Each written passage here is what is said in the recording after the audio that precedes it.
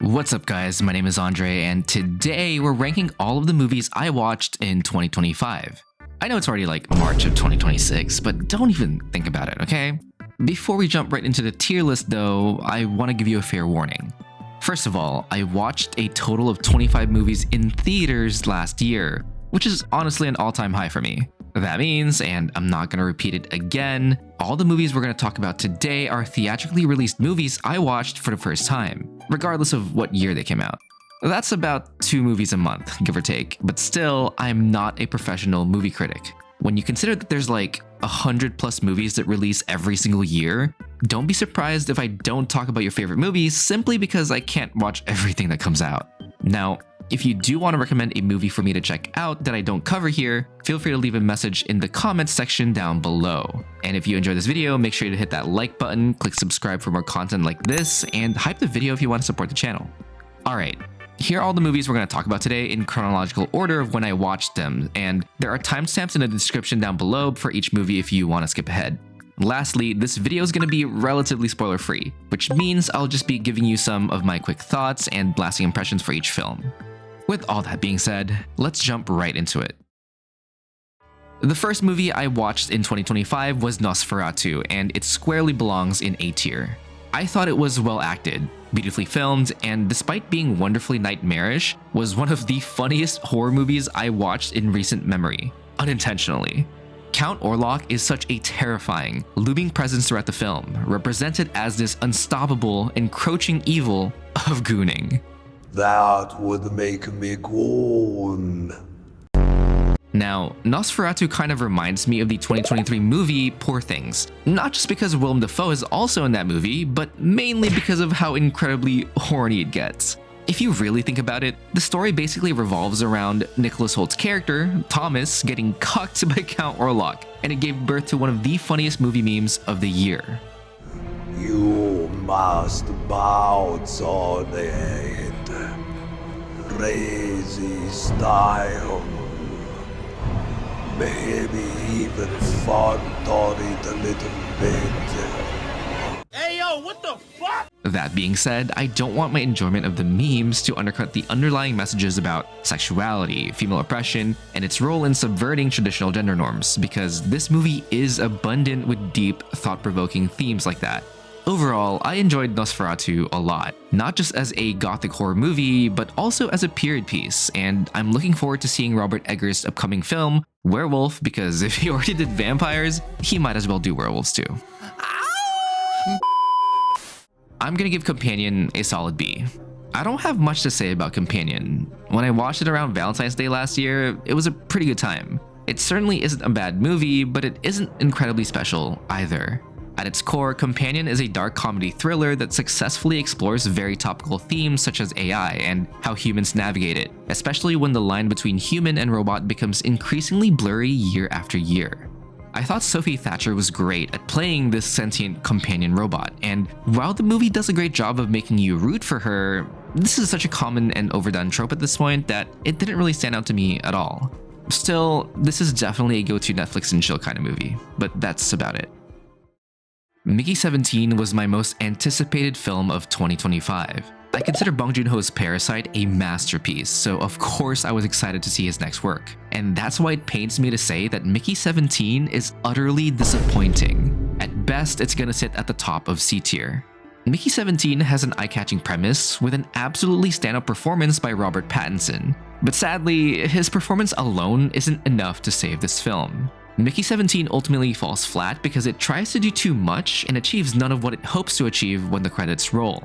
The film dips its toes into many different thematic pools, but it never actually dives deep into any of them to be satisfying near the end. And I think this issue is exacerbated by its underdeveloped side characters and its cartoonishly evil antagonists, to the point that it seriously wastes the talented actors that portray them, Toni Collette especially. Lastly, the movie's Deus Ex Machina as ending is also incredibly ham-fisted, with our main characters succeeding in a manner that is way too easy, way too convenient, and way too clean, wrapping up the story in a perfectly knotted bow when its thematic implications would warrant a more vague and morally great conclusion, in my opinion.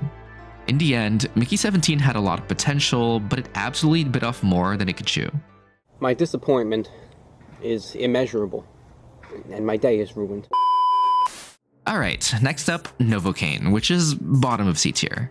I feel kind of bad saying this, but Novocaine is very, very forgettable. It's a fun action movie that features cool fight scenes, playing around the interesting premise of a character that doesn't feel pain, but I don't think this is a film that will stick with me in the long run. The film doesn't take itself too seriously, which certainly helps its case of being just a fine movie, but it doesn't really hit either, comically, emotionally, or otherwise. Oh yeah, Jacob Batalon is also in this film, which is great, you know? Pinoy Pride type shit.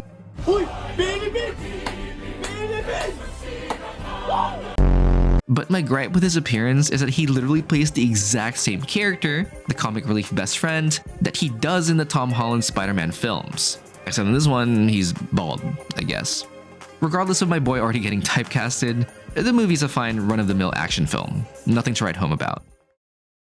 I'm probably gonna piss off a lot of people now, but I keep it real on this channel. A Minecraft movie sucks. It's D tier at best. It's an objectively bad film with a weak plot, horribly written characters, and god-awful CGI that makes you think, with a $150 million budget, this was the best they could do? What the fuck is this piece of shit? First of all, the decision to make a Minecraft movie a live-action film was highly questionable already, and they did not do a good job blending real life with its CGI elements. There are also so many obvious green screen sequences that legitimately pissed me off, and it made me wonder why this wasn't just a fully animated film. The most criminal thing about this movie is the terribly written and horrendously acted characters. Jack Black basically plays himself as Steve, whose main role in this movie boils down to dropping cringy one-liners and expositing on how Minecraft's game mechanic works for all the normies watching the movie. And not gonna lie, I really was tempted to give this movie an F, but I must confess that Jason Momoa and his cringeworthy performance did steal a few chuckles out of me. It's not made me fall asleep or leave the theater bad, but the fact that this movie exists just angers me on an irrational level. Like, what the fuck was the point of all this? Yes, it's adapting a popular video game, but as someone who's played a lot of Minecraft since I was a child, this movie does not do a good job of representing what Minecraft actually is. I feel like this whole thing is basically what the out-of-touch boomer executives at Warner Bros. Think Minecraft is all about. Side note, this movie was also a menace to society when it came out, enabling all the brain-rotted kids to commit horrible TikTok trends that made movie theater workers' lives a living hell for an entire month. Truly, what a dark time in 2025 April was. Ultimately, this felt like a passionless cash grab trying to make a quick buck off of a popular IP, and with a confirmed sequel coming out soon, I have no hope it'll be much better than this piece of shit slop. And unfortunately, I'll probably check it out anyway. Make boats and shit. Keep her under, keep her under. Under you. Wait, Oh! There? Oh no. Oh no. I didn't know where it was. That's a clip right there for sure. Alright, let's talk about the other movie I watched in April that was actually good. Warfare is a solid B-tier film. First and foremost, I'm really glad I watched Warfare in theaters because it truly was an incredibly immersive cinematic experience. From the sounds of gunfire to the ringing of explosives, its audio mixing really stood out to me and really helped build this non-stop tension from start to finish, even during its quiet moments. One of my favorite moments of the film was when the Navy SEALs called air support for a show of force, and I shit you not, it felt like the plane legitimately shook the entire theater when it happened. It was crazy. However, despite all of my high praises, this kind of movie is not for me. There isn't really a focus on narrative or character development that I typically look for in movies, and instead it focused more on representing a real-life situation as authentically as possible. Again, I think the movie had a goal and it absolutely smashed it out of the park in that regard, but personally, it's not something I'll be thinking about months and years from now. But I still very much enjoyed watching Warfare. Why are you always reversing? What the fuck are we doing? dude, we're gonna die. We're gonna die. We're gonna die. No, we're not. What is going on? We're not. I'm getting shot from every. Peek him a little bit. Peek him. Peek him. Oh, oh. Oh, dude, that's a fucking tank, please. Peek him. Close, close, close, close, close, close. Oh! What is wrong with this guy?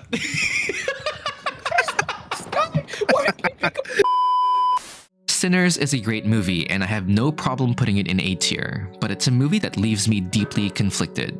On one hand, I love this film as a period piece, exploring what life was like in the American South during the Jim Crow era. Its vibrant portrayal of Southern Black culture really sets the tone and the vibe of the film. And that's further complemented by an amazing soundtrack from composer Ludwig Göransson, especially when you consider how central music is to the theme of the film.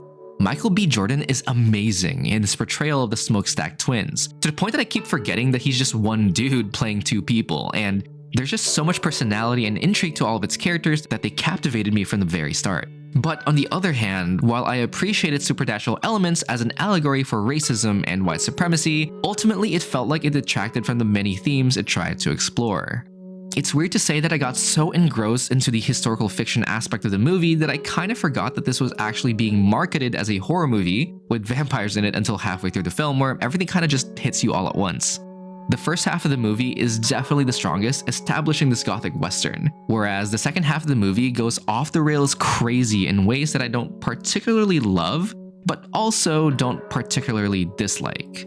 Riveting as it may be, Sinners devolves into an action thriller that, for me, unfortunately resolved its themes in an unsatisfying way. But when all is said and done, it was still a great movie with some very interesting narrative and cinematic choices, and I definitely need to watch it again because I'm sure there's a lot of things I missed the first time around. Alright, I'm hesitantly putting Thunderbolts near the bottom of A tier. Let me explain. Before this movie came out, the Marvel fatigue was real, so if I'm being honest, I basically had zero expectations coming into it. And maybe it's because the bar for Marvel movies are so low these days, but I really like Thunderbolts. Thunderbolts is an emotionally resonant film with engaging action set pieces and features some actually funny moments that aren't just your typical Marvel quips. Florence Pugh was definitely the highlight of this movie, with her performance making me care about her character from start to finish. And special shout out to Wyatt Russell and his character, Walmart Captain America. This was a once-in-a-lifetime moment where I actually felt vindicated that I watched Falcon and the Winter Soldier, this shitty-ass TV miniseries about Marvel's most boring superheroes, just because the show introduced John Walker. He was downright hilarious in the film, and honestly, the vibes and dynamic of the whole crew really embodies the idea of they're not the heroes we deserved, but they're the heroes we need. Thunderbolts is definitely more jovial and less edgy than something like Suicide Squad, but more importantly, I found myself enjoying how wholesome the story was by the time I walked out of the theater. However, I'm scared to ever rewatch this because I feel like the novelty of it having likable characters will wear off, and I'll see it for what it really is: an above average Marvel movie. But until then, we're hesitantly keeping it in A tier.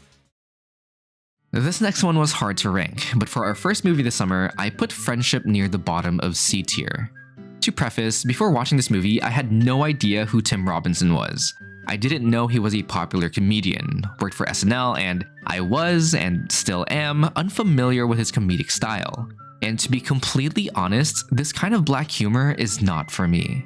What starts as an awkward but relatively wholesome romance between two middle-aged men turns into an uncomfortable series of daily life shenanigans that become increasingly more batshit crazy as the movie goes on. While I can totally see the appeal of this movie and I'm all for dark humor, in the end, I didn't like this movie very much. There's not a single likable character in the film, and I just have a huge aversion to cringe, regardless if it's on purpose or not, and that's like the entire movie past the introduction if I'm being honest. Still, what I liked about the film the most were its underlying messages and themes. To me, Friendship is a commentary about the downsides of social conformity, especially in how it profoundly affects people who are neurodivergent, and I couldn't help but sympathize with our main character and his lack of a proper support system. Those things kept it out of D tier for me, but it's still not something I enjoyed very much. What the hell? She What looks kind of gorgeous. guy are you? Perfect husband material is what I am. And I'm begging for a wife every day. Every day! Back in the summer of 2023, Talk to Me was one of the best horror movies I watched in recent memory. Granted, I just started getting to horror movies recently, so it's not like I'm a horror movie connoisseur or anything, but alas, I had pretty high expectations for Danny and Michael Filippo's next movie, Bring Her Back. And well, they've done it again because Bring Her Back is a phenomenal movie, and it's gonna be my first S-tier film of 2025. Bring Her Back is dreadful and gruesome to the highest degree. It also features some of the best child actor performances last year, and yes, that includes this creepy-ass little kid. Firstly, it's a depressing and emotionally complicated story about two siblings who are grieving the death of their abusive father, and they're placed into a new foster home with their new adoptive mom, Laura. Unbeknownst to the siblings, Laura is unhealthily dealing with the death of her own daughter, and spiraling into madness, she opts into a sacrificial ritual in order to bring her back. At its core, the movie explores Sally Hawkins' absolutely deranged and grief-stricken character, highlighting how this kind of domestic horror can hit closer to home than one would expect. We're all terrified of Laura. We abhor her for grooming and manipulating the kids for her own ulterior motives, and yet we feel her pain all at the same time. It's not often we get to see the horror antagonist's point of view, let alone empathize with them, and this might be a hot take, but it culminates to an ending that I thought was perfect. Horror movies usually make me feel disgusted, disturbed, or even terrified, and trust me, I felt all those things combined. But a horror movie, by the end, has never ever made me feel sad to the point that I actually shed a tear. That is, until Bring Her Back. I absolutely love this film. Time to switch the vibes completely. Enter How to Train Your Dragon, following the unnecessary and cash-grabby trend of remaking much-beloved animations into live-action films. To preface, I only watched this remake because my sister works at a movie theater and she got me free tickets. Contrary to what you may think though, I enjoyed How to Train Your Dragon, and I'll be putting it in B tier. The movie hit all the emotional beats it needed to hit. I also thought that the costumes looked great, as faithful to the source material as they could be. And let's be honest, even the CGI looked pretty good. They did a great job rendering Toothless and all the other dragons, and all of the aerial sequences especially felt immersive and impactful. However, I felt that the film overstayed its welcome in terms of runtime, and yet somehow the ending felt too rushed at the same time. Firstly, I wish that Hiccup and Astrid's chemistry was better established and their romance made more natural and realistic. To me, everything they added felt more like filler than anything, contributing to its pacing issues. In theory, remakes should not only add to the experience, it should transform the original while keeping the essence of what made the source material great. Unfortunately, this live-action adaptation, while trying its best to be a one-to-one recreation, fails at being positively transformative, and even though I liked it, I think you're better off watching the 2010 original. To be completely honest, I think this movie sucks, and I swear to God this is not rage bait, but we're going for it. Final Destination Bloodlines is an F-tier movie. Now, I'm not saying it's completely devoid of enjoyment. In fact, the movie does have some redeeming qualities. Namely, it's funny at times, and the gore is on par with what you'd expect in a Final Destination movie. But that's it. My biggest problem with Bloodlines is how unabashedly it wastes your time. For a turn your brain off kind of movie, it's way longer than it needed to be. I just remember begging the movie to end already.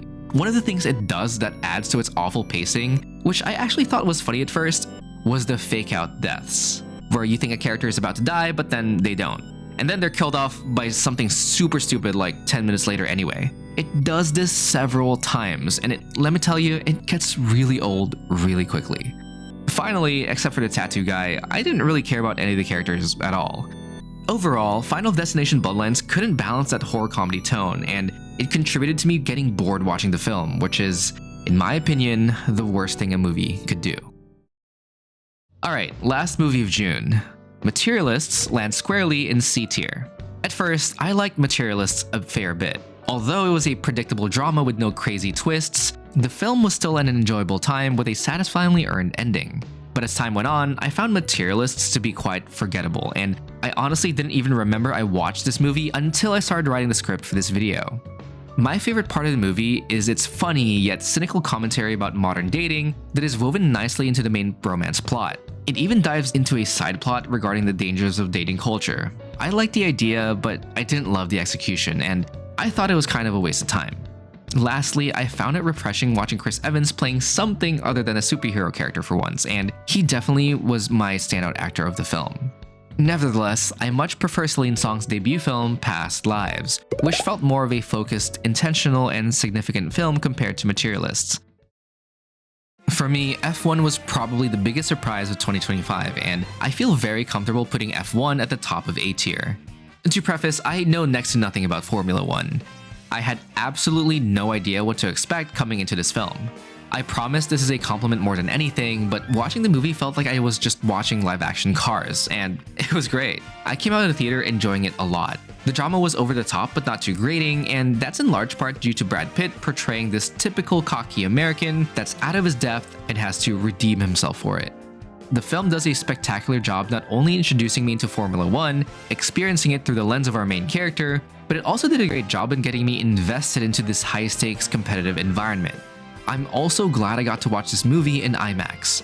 Now, I'm not a film student or anything, so I can't completely explain the techniques or cinematography they used, but to me, the fact that this movie is so immersive is some next level voodoo shit. It's insane. Each race feels so violently in your face, and the director, Joseph Krasinski, created a masterclass in simulating a fraction of what it's like to be an F1 racer. It makes sense coming from the guy who directed Top Gun Maverick. And part of that is definitely the sound design. Everything just felt so authentic and true to life. Like I was in there in the cockpit, racing with the best of the best. Nothing ever felt like CGI, which I'm sure they still used, but they did a great job in hiding it. Finally, I want to give an honorable mention to the soundtrack, composed by none other than Hans Zimmer himself. First of all, it had no business being this good, and the first thing I did when I got home was listen to the entire F1 album, and not a lot of movies have that effect on me. I still listen to some of the songs on the album, especially when I'm out on a late night drive. Aside from Mickey 17, which was a total bust, the other movie I was really excited for last year was Superman. I'm gonna put Superman at the bottom of A tier. It's a solid summer blockbuster film. Superman was also the only film I watched in theaters twice. Not because I loved it so much that I just had to watch it again, but because I watched it with different groups of people, and let me tell you, despite the simplicity of the film, I didn't get bored at all. In fact, I was surprised by how much I still enjoyed the film the second time around, even if the narrative itself is nothing to write home about. My favorite part of Superman is how well it captures the essence of what it means to be a true superhero, and I really liked how this was just about Superman being good, doing good, and sticking to his beliefs, no matter what the media or the internet trolls may say about him. The casting was also very good. David Cornsweet is just the perfect Superman. Likewise, while I was hesitant at first in Nicholas Hoult being casted as Lex Luthor, I actually really liked his nerdier, Elon-esque portrayal of the iconic villain. The hater energy is very, very well done.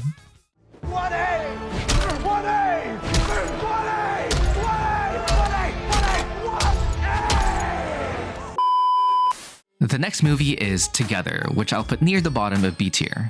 Despite being heavily marketed as a horror film, I'd argue that Together is mostly a romance movie with horror elements sprinkled throughout. It describes a shallow relationship that's falling apart between Dave Franco and Alison Brie's characters. The way they portrayed their struggles with each other felt very raw and believable. However, I felt like this was the kind of movie that should have been taken more seriously. But it's undercut by comedic moments that honestly didn't land for me, not only in the dialogue, but even in the body horror. Speaking of, for a movie that came out in 2025, the CGI sucked, and honestly, the less we saw the body horror, the better. Side note, I did not appreciate a few of the completely random jump scares they put into this movie. Not only were they unnecessary, they were irrelevant to what was going on, and that kind of just pissed me off. Like, I'm pretty sure they just threw them in there just to remind the audience that this was supposed to be a horror film. Despite my criticisms though, it was a good time overall. The premise itself is interesting, and the direction that the movie took for the ending was actually pretty cool. It was nothing like I've seen before, especially in a horror movie. The Fantastic Four First Steps is the epitome of a boringly good movie, sitting at the top of B tier. To start, I love the alternate universe retro aesthetic of the film. My favorite part of the movie is that we get to see our superheroes do pretty mundane things, humanizing them, and it really sells the theme of the movie regarding the importance of family. I also like the dynamic between our family of four. A special shout out to Johnny Storm and The Thing especially. Their character writing and dialogue make them so lovable in this movie, while also highlighting their intelligence at the same time. They're all scientists, after all. Gobbled it up. It was so... However, for me, the movie falls apart with how it handles its main narrative. Nearing the final conflict, not only are there major plot conveniences, there are absolutely huge leaps in logic that took me out of the film. I also thought that Galactus was severely underwhelming and utterly lame in the movie, which is rather unfortunate. Finally, after watching this movie, I really started to feel the Pedro Pascal burnout because bro isn't everything I've been watching recently. Sure, I'm all for him to get that bag, but casting him as Reed Richards was definitely a choice that someone made. Damn, this next one makes me sad. I think this is a case of the trailers making the movie seem way more than it actually is, and I probably overhyped the movie way too much coming into it because I was very excited to see Weapons. People are probably gonna get mad at me for this ranking, but I'm putting Weapons at the bottom of B tier. Let me explain, okay? Weapons has an incredibly unique premise that sets up an interesting mystery about how a class of elementary school kids ran into the middle of the night and disappeared. I really enjoyed the first half of the movie a lot, showcasing a mix of well-implemented tension building and horror elements throughout the narrative. There's this one scene in particular where our main character is sleeping in her car on the street, and during the entire sequence, I was legit on the edge of my seat, shooting bricks the entire time. Everyone who's watched Weapons knows what I'm talking about. It was so good. I literally heard people in my theater squeal in terror. Aside from that though, the movie does sprinkle a few cheap jump scares that kinda sucked, and it undermined the naturally building suspense of the movie. I'm also very conflicted with a lot of its comedic moments, which were funny to be fair, but it severely undercuts the fear it initially instilled in me, and it made me sad that by the end, this wasn't as scary as I thought it was going to be. I also hated the horror trope of making law enforcement so incredibly inept, and this one takes the cake. Like, how the fuck did no one figure out where a gaggle of kids vanished to? It's like no one has a brain cell in this movie, and it bugged the hell out of me the entire time. Finally, while some people may enjoy it, I thought that the constantly switching character perspective was a waste of time, and it made the pacing of the movie so bad. It's fine in moderation, but at a certain point, I was just watching the same scene over and over again. I don't know, the movie's not bad or anything, it's well shot, but definitely overhyped. Alright, time to break the rules for a sec. Remember when I said that all these movies are movies I watched in theaters for the first time? Well, I lied, because I'm adding Kpop Demon Hunters to the list. Why can I do that? Well, it's because it's my list, and I can do whatever the f I want. And honestly, it would feel a little disingenuous to not put my personal favorite movie of last year on a tier list where I rank all the movies I watched in 2025. Now, I'm not saying that Kpop Demon Hunters is just an objectively better film than all the other films. It's not. But based on me as a person, on the things I like, the music I listen to, and all the hobbies I enjoy, Kpop Demon Hunters is just the perfect movie made for me, and nothing else even comes close. I'm not gonna rehash all the things I've already said about this movie. Instead, I highly recommend watching my review of Kpop Demon Hunters, as well as my tier list for all the songs from the movie. Since its release on Netflix, I've probably watched Kpop Demon Hunters over a dozen times. The songs were also on constant repeat for me for the latter half of 2025. I even cosplayed Jinu for Halloween, like, I'm not kidding when I say I was obsessed. Finally, I dragged some of my friends to go to the sing-along version of the film, which was my justification for putting this movie in this list because I, at the very least, went to go see it in theaters. Ultimately, I wouldn't even be making movie and TV show reviews, let alone this video, if it weren't for Kpop Demon Hunters. I started off strictly as a gaming channel after all. That's why I'm putting Kpop Demon Hunters at the very top of S tier. We're moving into spooky season territory, so let's start off with a banger. I can't believe I haven't watched Perfect Blue until now. In fact, I've never really watched a Satoshi Kon film until this remastered version came out in theaters back in October, and I am absolutely floored. I came in with a certain expectation just knowing how many people recommended this film to me over the years, and somehow it still managed to exceed those expectations tenfold. Perfect Blue is an immediate S tier, and it's up there along with Bring Her Back as one of my favorite horror films of the year. It's beautifully unsettling, incredibly tense from scene to scene, and harrowing in every sense of the word. I've watched a decent amount of horror movies in the past couple of years, but nothing, and I mean nothing, left me with a perpetual sense of dread from start to finish like Perfect Blue did. Even the art style is deliberately creepy, blending that 90s anime aesthetic with clearly contorted looking characters that belong in the uncanny valley. My favorite part of the movie has to be its music and sound design. I don't go out of my way to listen to horror movie soundtracks in my free time because I'm not a serial killer, but Virtual Mima lives in my head rent-free, and it adds so much to the unnerving atmosphere of the film. Likewise, the jarring, loud industrial sounds they use throughout the film perfectly contrast the story's slow narrative buildup, keeping you on edge at all times. And speaking of, the story doesn't hold your hand and tells you exactly what the plot is about either. It masterfully plays with character perspectives in order to trick you into thinking a scene is playing out one way, but instead has layers upon layers of new meanings and interpretations that crescendos into a mindfuck by the end of the film. In all, Perfect Blue left such a strong and lasting impression on me, especially with its vague conclusion just leaving me second-guessing everything I watched on screen. If there's a film I'd recommend to you out of all the movies I watched last year, it's this one, and it didn't even come out in 2025.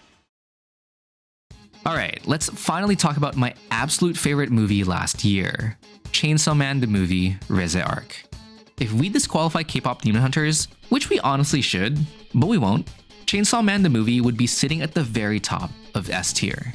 This movie is absolute cinema. It's peak. I don't care what you say, I don't care how biased I am, this is my list and you can't do nothing about it.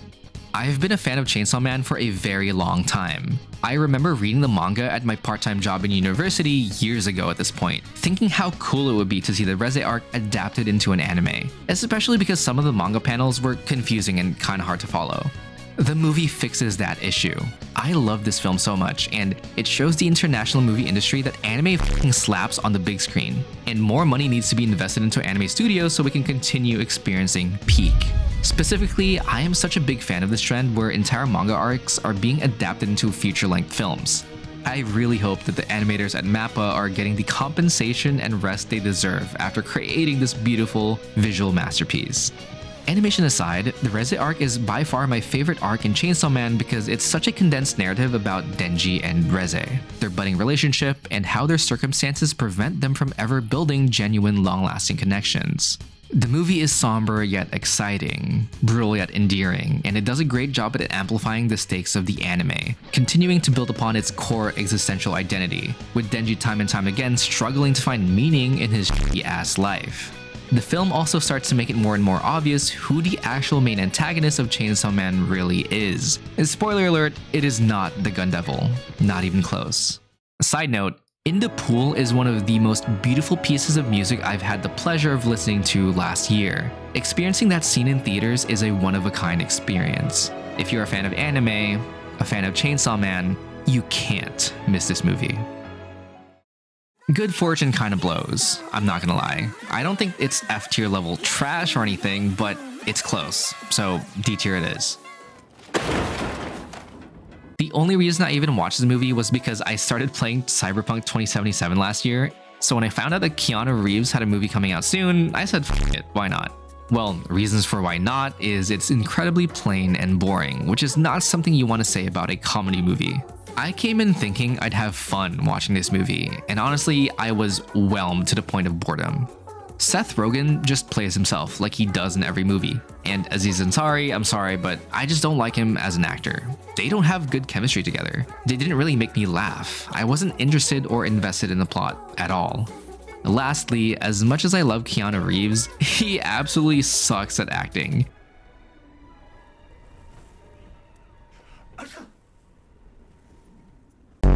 He was definitely the funniest person in the movie, I'll give him credit for that, but the awkward line delivery felt like I was laughing at him, not with him. Trust me, I think you're better off skipping this one.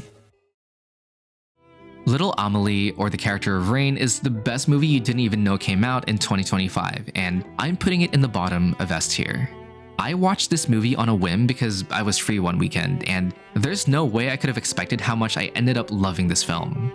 Little Amélie masterfully plays around some unique character perspectives, especially in the beginning, and it takes us on this whimsical coming-of-age journey of our titular character, a Belgian girl growing up with her family in Japan. I also love the relationship she builds with Nishio-san and how Amélie learns to accept both her Belgian and Japanese identities as she grows up. The art design and animation is an easy standout, and it's by far my favorite part of the movie. It has a hand-drawn quality to it, mixing watercolor and gouache-like textures that contributes to its personal and intimate feel, deeply getting to know Amélie, her family, and the people around them. Set in post-war Japan, I also love how it focuses so much on the experiences of living abroad as a foreigner, expanding on the different cultures and traditions of Japan and how it might prove challenging for gaijin to fit in. Out of all of the movies I watched in 2025, this is the movie I could recommend to anyone, regardless of age, gender, background, or interest. If you haven't seen Little Amélie or the character of Rain, please do yourself a favor and watch this masterpiece. Speaking of gaijin, let's move on to the penultimate movie of the tier list, Rental Family, which I'll be placing in high B tier. One of my favorite things about this film is the insight it gives on the niche but very real rental family service, a very specific aspect of Japanese culture. Brendan Fraser plays this American expatriate who finds himself getting deeply involved with strangers' lives, unable to separate his work life with his life. The film is heartwarming and moving, all the while being naturally funny at times. I especially love the last fourth of the movie, with all the main character relationships crescendoing into this realization that pure, genuine connections can never be replaced by a facsimile of one. But then again, its message is a lot more complicated than real relationships good and rental families bad, because it does show that even if relationships start fake as hell, it can become real if it's meant to be. At the end of the day, rental family services aren't the root of the cultural problem, but rather a symptom of it, and Rental Family does a great job in portraying this aspect of Japanese culture. The reason this movie isn't higher up for me is the pacing is really slow in the first half, and the plot is just incredibly basic to me. Like, I've seen these kinds of character progressions and development so much. Again, it's not necessarily me saying the movie sucks because of it, but I just personally wouldn't be so interested in this film if it weren't for the premise and its setting. But overall, still a very good movie. The final movie I watched in 2025 was Zootopia 2, and this is gonna sneak into high A tier. I really liked Zootopia 2. It's an enjoyable adventure with some playful plot twists and cartoonish antics that really fleshes out this anthropomorphic universe. Even though this is a kid's movie, I also like how it assumes that many of the people who've watched the first one a decade ago probably grown up a bit. I mean, many of us are adults now, and the content of the film is surprisingly grown up. Not only in terms of theme, but also in the terms of how the jokes are written, which are full of inappropriate double entendres. Takes two to tango, but a threesome to be some. I also like that it focuses way more on Nick Wilde and Judy Hopps really solidifying their dynamic and learning how to accept each other, despite their stark differences. The main thing stopping this from going to S tier for me is the fact that some of the scenes either felt a little too long or a little too fillery. Like, we definitely could have chopped down the runtime a little bit. Oh, and Judy Hopps is insufferable at times. Why Nick Wilde is so loyal to her for how she treats him, I have no idea, but maybe that's the appeal, I don't know. Compared to the first Zootopia, which I recently rewatched in preparation for this movie, Zootopia was just bigger, better, and there's more to appreciate, and I'm excited to see what's next in Zootopia 3. And that's the end of the tier list. This was a very long video and I am losing my voice, and I do apologize it took me so long to put this together, but I hope you guys enjoyed it nonetheless. If you feel the same or kindly disagree about some of my rankings, please let me know. In fact, you can tell me directly by joining the newly created community Discord server, link in the description down below or on my channel page as well. I'll do my best to be active on there, so stop by and say hi. I know we'll see each other again for the next movie tier list of 2026, so let's keep this outro brief. Thank you for watching, and I'll see y'all in the next one. Peace.